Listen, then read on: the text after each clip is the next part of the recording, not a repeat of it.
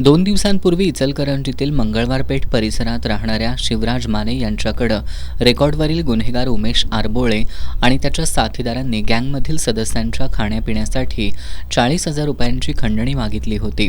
मात्र माने यांनी ही मागणी नाकारल्यानंतर संशयितांनी त्यांना मारहाण करून जीवे मारण्याची धमकी दिली।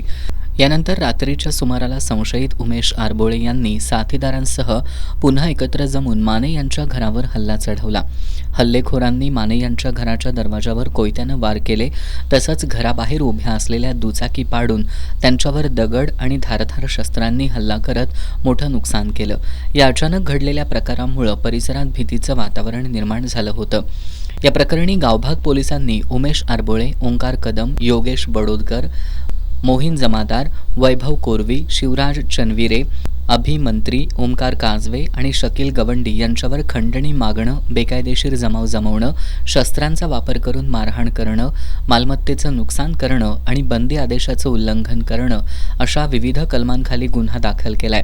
पोलिसांनी या प्रकरणातील 6 संशयितांना अटक केली आहे। पुढील तपासाच्या अनुषंगानं पोलिसांनी आरबोळे गँगमधील अटक केलेल्या संशयितांना मंगळवार पेठ परिसरात फिरवलं।